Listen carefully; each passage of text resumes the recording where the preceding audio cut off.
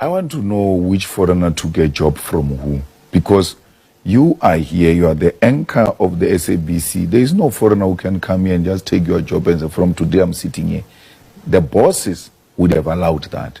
So the bosses are white monopoly capital which owns the South African economy. It's the one that brings foreigners into the country, give them jobs because they are going to pay them lower wages. And then from there come to South Africans and say, these people are taking your jobs. And then they make us fight. But Sakina, since when have other Africans never worked in South Africa? Because this Johannesburg was founded by a Southern Africa, not South Africa. That's why the language Fanaka law exists. Because these people came from everywhere to come and mine this diamond that we're enjoying and gold we're enjoying today in Gauteng. So they met from Mozambique, they met from Malawi, they met from Zambia, Zimbabwe. They came together, they couldn't hear one another. They even developed a language called Fanagalo. EFF was not there when that was formed. So it's not true that this is something that is happening for the first time. It has always been. But why would you say, I don't support colonialism and support colonial borders? That is hypocrisy.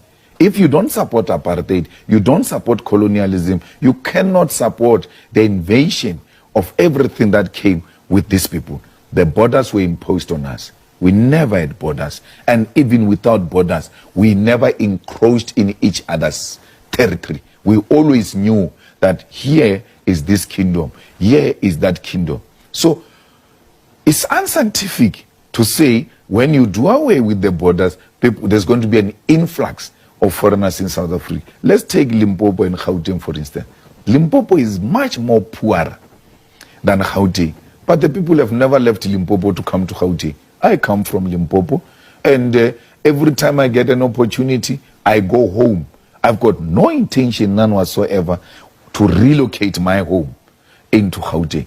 So it's unscientific to say because people are poorer and we are in a much better, relatively stable situation, they are going to come here and destabilize us. No one wants to come here. We want you, people of Africa, if you want to go and trade in DRC, wake up this morning and just go to DRC and do whatever you want to do and come back without hassle. There must be free movement of people. There must be free movement of goods, and Africans must trade amongst themselves, because only through the unity of Africa will we earn our seat on the international table where real issues are being discussed. What will Swaziland go and tell China and say, no, Swaziland and China are equal on what? But once we bring the unity of Africa, both in terms of size of the population and the mineral resources combined, the world will listen to us. Okay. We command more than 85% of the world platinum, ourselves and Zimbabwe combined. Good people, let's be honest. Let's be honest. Is it true that foreigners took your jobs? Is it really true, honest true, that foreigners took your jobs? Okay. My question is, before foreigners came and took your job, what were you doing?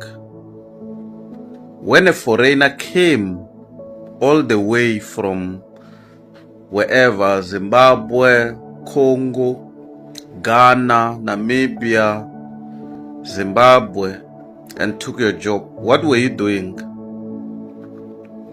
Did they found you being a waiter, and then they say no, sit down, and then they become waiters? Did they found you having a scrapyard, fixing cars, and then they say, go, we will fix ourselves? How did they took this your job? When they came and took your job, like what really happened? What were you doing before they came? Because I understand that they are not born here in South Africa.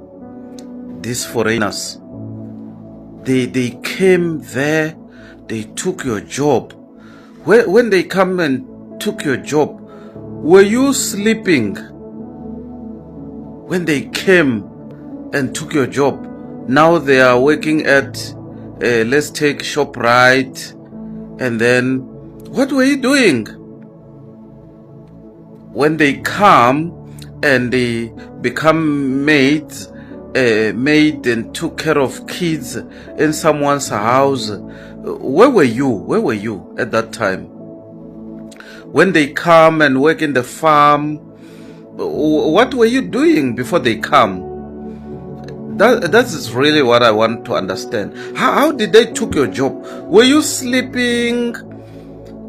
Did you visited somewhere and then they came, and then because you were sleeping, then they took your job, and then when you come back you say, I want my job, then they refused?